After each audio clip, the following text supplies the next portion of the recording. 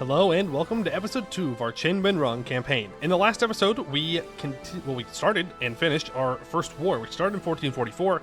We were on the side with Hansai against their rebelling son, essentially. And in exchange, we were given a bunch of land off of our rivals, Kudet Kai, which is very, very nice. It's a scripted war right at the beginning, and we have won it successfully. Now, we need to relax a little bit and recover, because we have a lot of pain from that last war. We had a couple of really tough battles, and we had a lot of war exhaustion. We had like 11, and I ended up buying it down, and I probably should not have done that. But what's done is done, and we're just going to have to deal with it. So what we're going to do first is take a loan, and we are going to pay off these, well, I guess, take another loan. Pay off these loans, so that way we can sell it down to 2. We do have a mission that requires us to have 0 loans and 250 monies, so we'll need to save up for that. If we sell titles here in a month, we could possibly do it, but that leaves us with no crown land. Though to be fair, at this point I'd usually have like 0% crown land, so all in all, wouldn't be too bad. We are going to delete these mercenaries because I currently cannot afford them. We are going to delete this advisor because I currently cannot afford them, and we are going to make some money. We're going to grab our light ships. We're going to send them to protect trade in the Yamakai, I believe, trade node, which is our home trade node. And we are already coring up everything. Now, we can choose a religious power thing here. I know, very, very good, very specific. We could, I guess, go with improved relations, since I don't have any advisors at the moment. Governing capacity for increased advisor cost.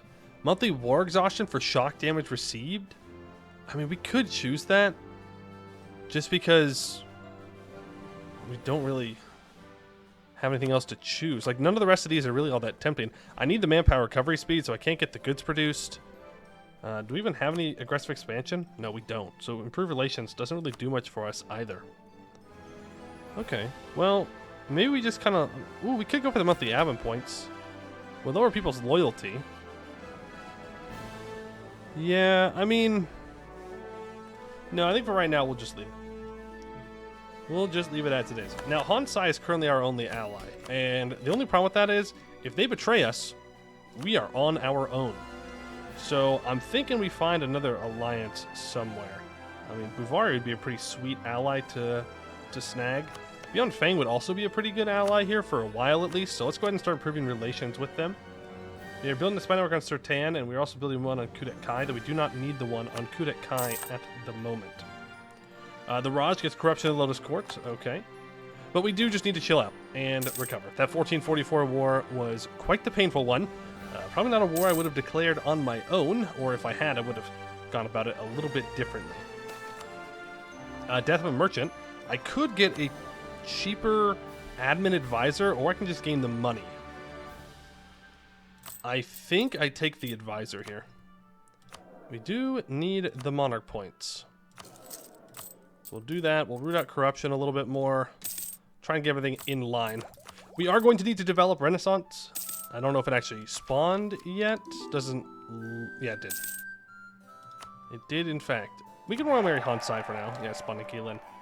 So we'll have to do some development, which is A-okay. I was talking about how I'd like to do it in the province of Nirukvankai, but I think we'll do it in our capital. We need to do some Diplo dev here anyways. So that's probably the goal. I'm going to go ahead and expand administration here in our capital as well. Probably should have done that in 1444. Because that is, you know, 5% more trade power, 5% production efficiency, goods produced, 10% tax, 5% manpower and sailors, more garrison growth, more defensiveness. It's all pretty good stuff. The treasure fleet visits Keoden. 2 things catch the eye when the treasure fleet approaches Keoden: the mines that sit atop each of the city's many hills, and the Na Nuoanaha Temple. Oh sure, the city has markets and houses and docks, of course, but they are dull to the eye when compared to the 2 features that define the port that claims to be Thidenkai's crowning gem. Only roughly a tenth of the vast gem mines are visible to the eye, even as the city nears, given how much they tunnel underground, seeking new seams of emerald and ruby and sapphire. Still, they make themselves known, as each gem-bearing hill is topped with a stout fort flying a host of banners, which ensure their product safety, even from the mine's employees. The great Na Nuanha, on the other hand, is imposing to even the most seasoned of crewmates. Some may feel a flash of annoyance given the city's best gens adorn the petrified queens which lay within, and they must trade for the lessers.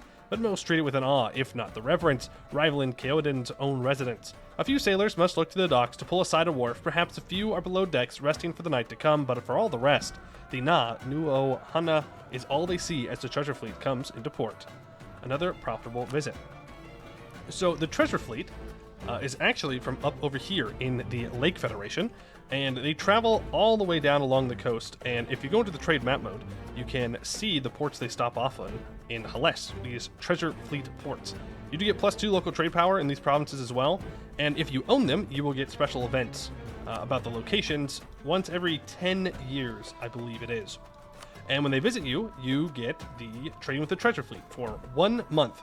You get 10% trade efficiency, 200% local trade power in that province, plus 1,000% local goods produced, plus 2 trade value, and plus 200% trade value modifier. So it supercharges your trade and your income for 1 month, once every 10 years. So right now we're making 0.99. We're going to make 11.26 ducats. And it says 18.38, but it's actually going to go right back down. And down to 8, I guess. I mean, okay, there it is. Now it's back. So you get a couple months of increased income, and then it's gone. Which is why you do really want to own as many of these as you can. They're very good. And I believe Ar Kellen is the last stop. Yes, it seems so. So we're the second to last stop. In fact, I don't even know if they can go to Ar Kellen all the time, because there's some, like, pirate thing. It's Pinghoy over here. These are pirates, so I think that somehow ruins it sometimes, but not a problem for me currently. We could sell here. Should probably wait till I can seize, though. Yeah, you want 10,000, or you want to have 50% manpower. That's fine. Pinghoy just declared war on Ar Kellen? Ooh. That's tempting. I could call on Hansai. We could do a quick show strength war. They're Tech 3. They have 13,000 troops. We're Tech 4. We beat them. Can I vassalize them? No. Even if I could get a claim. You know what? Let's do that. Let's call on our allies, and let's get some monarch points. Yeah, they're mad because we don't have the manpower. They'll get over it. Still have our queen as a leader. And if I can get access through Pinghoy, who hates me, that'd be great, but we cannot. So I need access through you guys. Can I vassalize you? Not yet. Yet, keyword. Don't give me military access. In fact, I should be attacking these guys and annexing them. Or at least vassalizing them. Vassalizing them would probably be a better idea. Yeah, I don't have this culture accepted. It's not even in my culture group. It's a different religion. This would be a pretty decent vassal. Well, Ar Kellen does have 14... Oh, they just got Tech 4. Are they just going to beeline for us? I bet you they are. I bet you they're just going to ignore Pinghoy. Well, no, he fought Pinghoy. Alright, well, hopefully Hansai will go and siege down the capital so I don't have to. It would be nice if we can cancel access with Sertan, Ar Kellen. That way they don't... Or not Ar Kellen, Hansai. That way they don't walk around and try and siege it down, but... Okay, they are not, in fact, going for the capital. So I guess that means I, in fact, have to go for the capital. And we can actually loot this war. As someone told me in the comments, the reason why we weren't able to loot in that original war was because Sertan joined on our side. We had minus 100% available loot because they go through and get to loot everything, because these guys are kind of like desert raiders. So that was the payoff for their military services. One that I was more than happy to work with. Decrease of dwarven tolerance, okay. Max out relations with Beyond Fang. Attacking Vrokal Ozavar. Ooh, that's not good. Yeah, that's bad. That's very bad. We're gonna have to deal with that, because that is land that we very specifically need. Zhu Jiet declares war on Phi 10. That's you. Okay. I mean, we do want to go to war with this guy eventually, but at the moment he's allied to Jung Lucy. He didn't ally Kudet Kai, though. But yeah, if we go to war with Jung Lucy, we are... Well, at that point, we're already very dead. That is the Shia. I don't know how I would possibly beat the Shia right now. Be pretty difficult. Oh, and you've broken your alliance with Hansai. Interesting. Okay. It's good to know. That means that I can call Hansai into a war against them. I want one base. How about production? I like Diplo Dev. Now, are you... Yes, you are busy on that capital. So, let's go ahead and go on a little adventure here to get some things occupied while Ar Kellen is busy. Let's also go ahead and discover this. Eventually, I think we get missions that will uncover this territory for us. But for right now, I think we're just going to be fine going and doing it ourselves. Nothing wrong with uncovering some land, I suppose. Alright, there goes Ar Kellen's capital, which sends their navy out into the waiting clutches of Pinghoy Navy, which will absolutely beat them, because again, they are pirates, so they have a pretty good navy, as you would expect. I mean, we haven't lost too much manpower. We're doing pretty good on avoiding attrition, despite the fact that there's a lot of rainforest down here. And yeah, that's 94% war score. So I think we just take a show strength and move on with our lives. We get the 100 of each monarch point, which will help us catch up. And yeah, it's a good little war for us. Very good little war. Kudet Kai, you're also allied to Brokolozavar, so you're fighting beyond Fang. Now, our truce with you is up in 64, so yeah, a little bit of time. Little bit of time before we need to deal with that. And I mean, I'm seeing this guy here. He's Tech 3. We should get a claim on him. We should get a claim. Let's cancel our military access. Yeah, I definitely think we should vassalize him. We might even vassalize his homie, too. Definitely don't want to take their land for myself right now. We can't really afford that, but a vassal. A vassal I can do. You're asking for money? Nah, dog. Sorry. I got loans to pay off because of your war, so please do not ask me for money. There's Tech 5. Go ahead and grab... I mean, the Yan conscripts do have one fire pip, but I mean, fire is 0.3 less right now than the shock, so I'm not sure I really want that. Let's go with the bomb pikes. While the spear was never the primary weapon of the Teplin warriors, it was a critical part of all large-scale warfare in southern Hellas. War elephants and Sertani horsemasters were resilient to the short Karasa blade that was so deadly against infantry, and the wars fought by Buvari, Bimlao, and by Hunjin in the 1400s featured the significant numbers of mounted warriors. Though they did not abandon their shields or blades, pikes began to emerge as the primary weapon of the Teplin until first contact with the enemy. Once engaged with the enemy infantry, the Karasa still found great use. Its heavy blade strong enough to cut through a pike shaft in 2 or 3 strokes, its edge a potent render of men. Pretty good. We have a defensive morale pip instead of like an offensive morale pip, which is fine, I guess. We'll see how that goes. Also, we have 17 force limit here. Let's build 2 more guys. Yeah, definitely get that spy network going, because if we can start grabbing vassals down here, I mean, it's free land, you know? It's free. These guys won't be able to stop us. We can always merc up. I can sell seas here soon.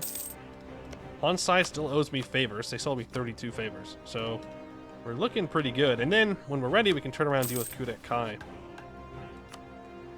I do need to build a spy network on Sertan and have 100 crowns. Dang. Or if we own the province of Sertan, then we will not lose 100 crowns. Maybe that's what we should do. Yeah, we should. Well, they're allied to Pinghoy, which is kind of a problem. Except right now, Pinghoy is losing. Pinghoy is losing right now. So, I suppose maybe we'll find an opportunity. He's still Tech 3. He is a Horde. I don't know if he gets Horde combat bonuses, though, is the problem. Looking at all this flat land, I'm gonna assume that he will. Just not necessarily great for us. We're not taking admin tech yet. We're going to encourage development in our capital. Get that up to 10 Diplo Dev, and we're going to reopen the gem caves. The recent earthquake in Poiuymew has closed off many of the lower tunnels and caves in our mines.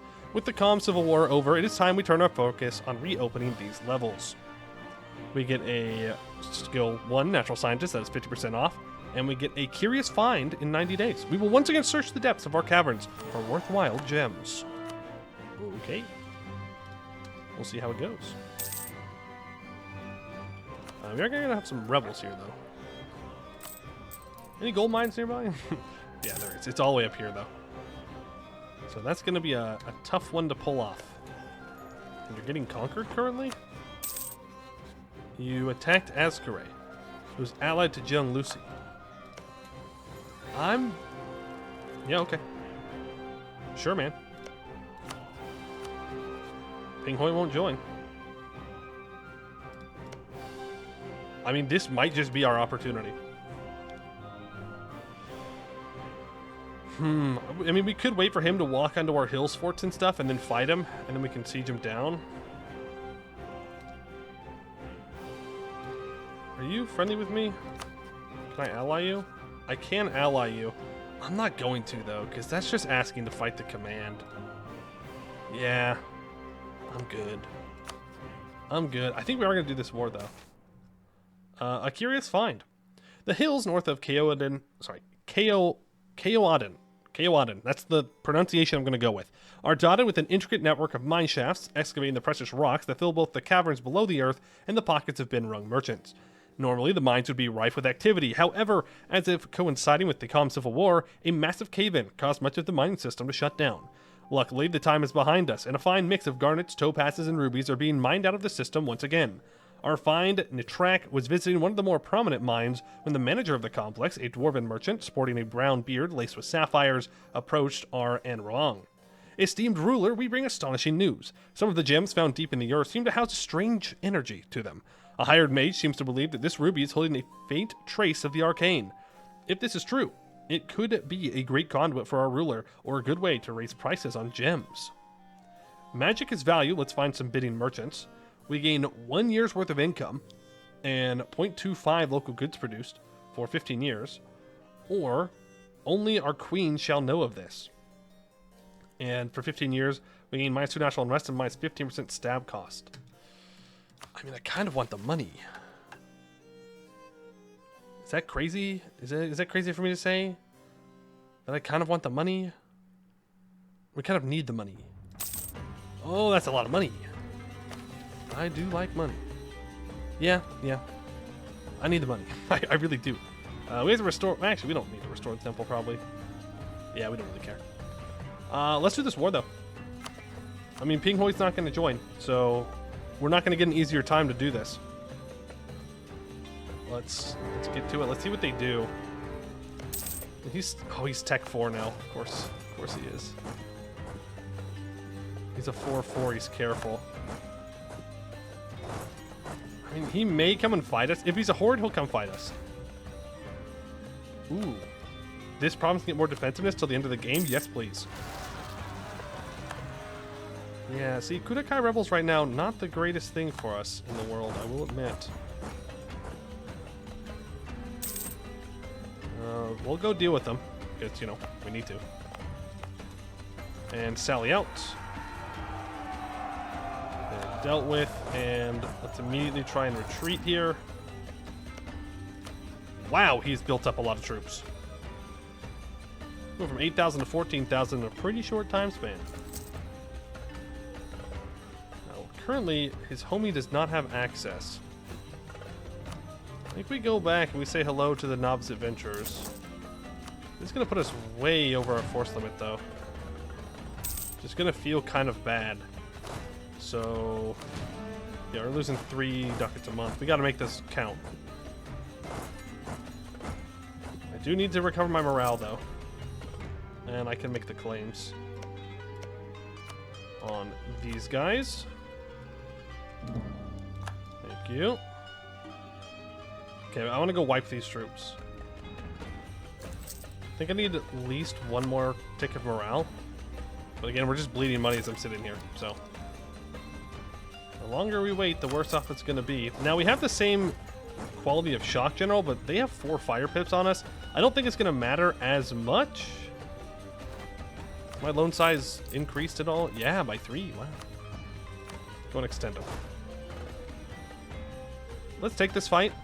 We're Tech 5, so we have better infantry right now. His cav aren't here. We do have 0.3 more morale. We're not fully recovered, though. And we have 5% discipline from our leader. Like our ruler. Still no access, though. So if we win this fight, I mean, that's kind of the war. Oh, there we go. That's all it took. Walk here. Wipe them.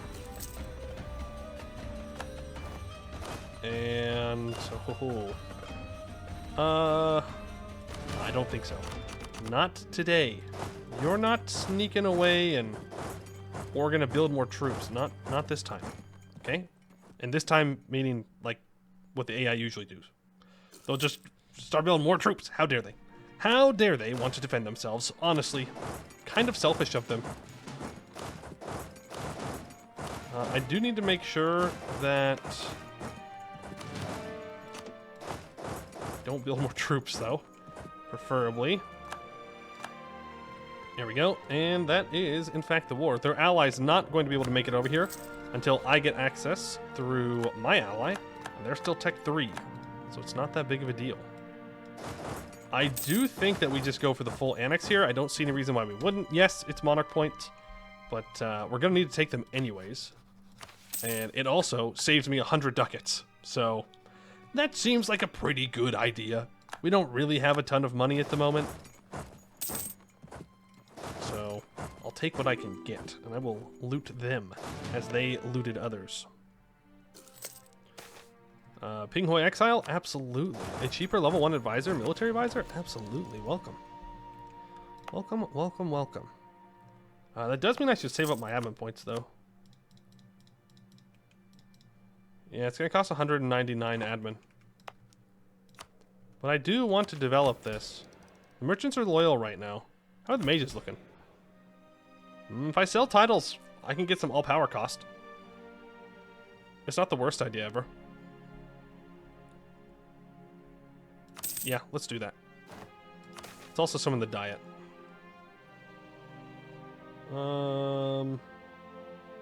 Culture conversion stuff I'm not that interested in. Yeah, I can do that. Okay, so that's now my 7.5% all-power cost. I really should have my general on here, but if my ruler dies here, I lose 2 stability, so maybe not. So now this is 49 points to develop. Let's maybe focus with mill first. Maybe do a couple of admin. Remember, I need 199. There we go. There's Renaissance. Leaves us a little short, but I mean that's just the price of paying outside of Kenor. Right, you got to develop it at some point. The sooner you do it, the better. It costs 200 points to embrace Renaissance. I will do that immediately. We might as well. No point in waiting for it to spread, because we're just going to gain more territory. But hey, that makes our capital much stronger, and we're now a great power. It's that easy. Hansai wants... Ooh. Does anyone else want to buy it, though? No, it's just them. Okay, fine. Fine, I'll sell it to my ally, I guess. I'll be a good ally. It's fine. Yeah, now we're making 2 ducats a month. And, I didn't even think about that. We get faceting in our capital. I legitimately, it did not even cross my mind that we have a gem capital that I'm developing to have Renaissance. 100% on accident. Gem cutting masters in Keoadin have made a breakthrough in diamond cutting by experimenting with diamond dust suspended in oil on their scapes. This is allowing the Binhrung artisans to cut the rare stones in entirely new shapes and a greater brilliance. The resulting technique, known as faceting, produces a stone of a more pleasing geometric shape and with better optical qualities. As the new stones and the technique for making them spread across courts and workshops, the demand for jewelry, diamonds, and precious stones is increasing greatly. We get Diamond District until the end of the game, giving 0.5 local goods produced and 15% trade value modifier, and the price of gems increases by 25%. Actually huge. That's so good for us. Yeah, I didn't even think about it. Legitimately didn't even think about it. It's not a bit. I'm not lying. I'm just that good. It's just definitely not an accident. Just meant to be. For some reason, Kudet Kai is willing to give me access, which is weird.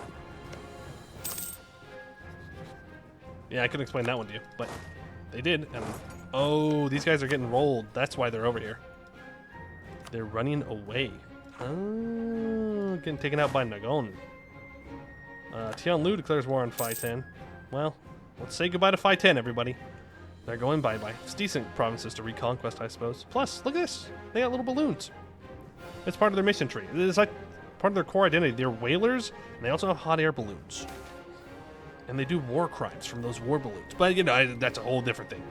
Excellent minister. Government reform progress, prestige, and admin power, or 100 military points, 10 army and navy tradition. We'll take those mill points. And that is the death of our first queen. Which leaves us with a 1-2-2. Well, I should have disinherited her. Yeah, something tells me I don't know if that queen's ever going to take over. I totally forgot about the really bad air. I won't lie. Completely forgot about that. We do get more dwarves in our capital, which gives cheaper construction costs and cheaper fort maintenance. Not that we have a fort there, but if we did, it'd be cheaper.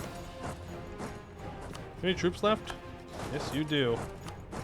We got a general. Ooh, 6 shock? Yes, please. Say goodbye to those 4,000 troops. You're still not willing to peace out.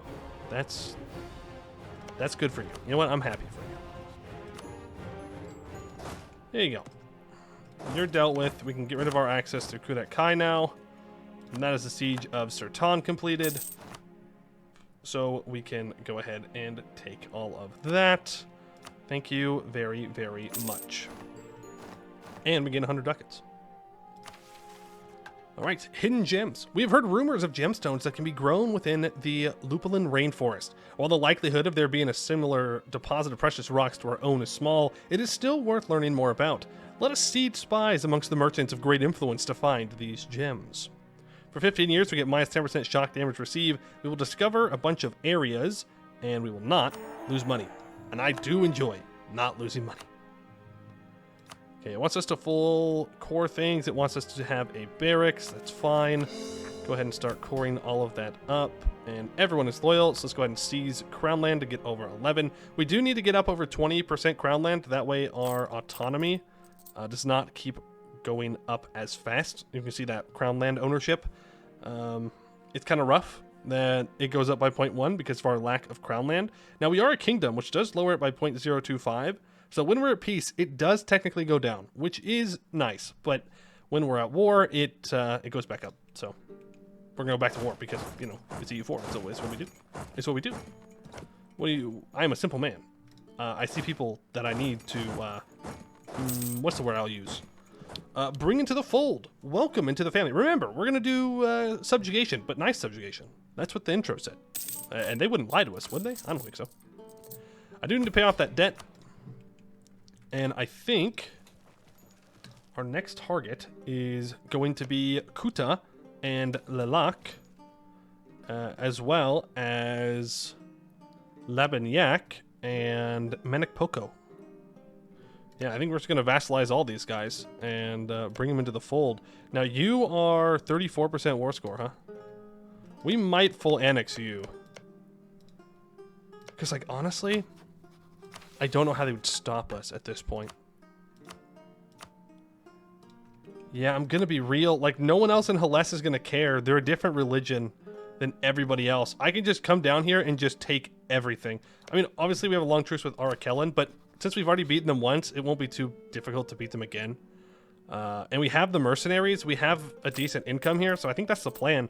We just go through, we can vassalize some tags, we can annex some tags, and whenever Hansai gets in our way, we just kill Hansai. Yeah, seems like a good plan to me. But that is going to do it for today. I hope you all enjoyed, and I'd like to thank you all for watching, and I hope to see you in the next one.